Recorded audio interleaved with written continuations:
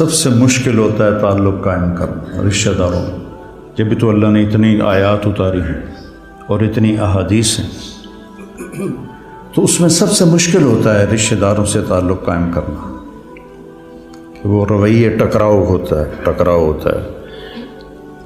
تو اس میں آپ کے اخلاق، آپ کی تواضع، آپ کی عاجزی، کوئی ان میں سے بدتمیزی کرے تو آپ کا برداشت کرنا عموماً، اور والدین خاص طور پر۔ لیکن اس میں ایک بات کی احتیاط رکھنی ہے کہ کل کو اللہ آپ کی شادی کروائے تو شادی بیوی کے معاملے میں احتیاط کرنی ہے۔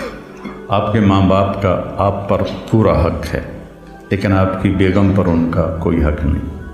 میں بچیوں سے بھی کہتا ہوں کہ تم اپنے ماں باپ کو چھوڑ کے آ گئی ہو، اب اپنے خامد کے ماں باپ کو اپنے ماں باپ بنا دو۔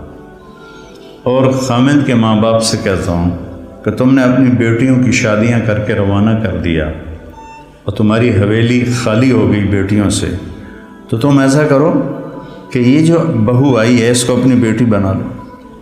جب اس کو بہو کی نظر سے دیکھتی ہو تو پھر تمہارے اندر حسد پیدا ہوتا ہے، غصہ پیدا ہوتا ہے۔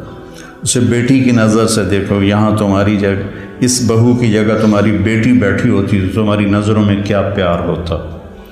جب بیٹی کو تم نے روانہ کر دیا ہے، اب پیچھے یہ تمہاری بہو آ گئی ہے، تو اس کو وہی نظر دو جو اپنی بیٹی کو دیتی تھی، تو گھروں میں خوشیاں۔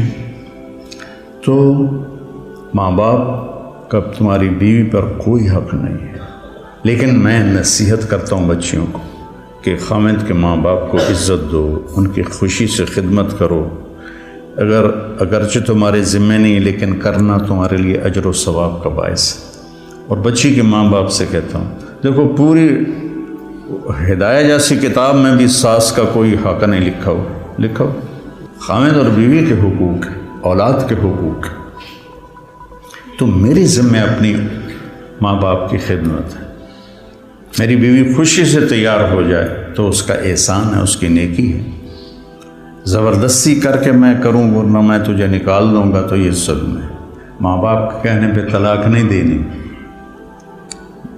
طلاق دے دو، بڑی نافرمان ہے، وس کے رہو ساڑھے کولنا ہمیں، اور بہو کو کہتے ہیں طلاق دے دو اسے، کسی کی بیٹی ہے۔ تو اس میں اعتدال کا راستہ اختیار کرنا یہ آپ لوگوں کے ذمہ ہے۔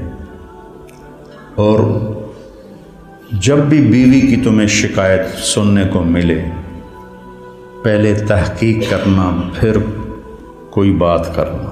عموماً شکایتیں غلط ہوتی ہیں۔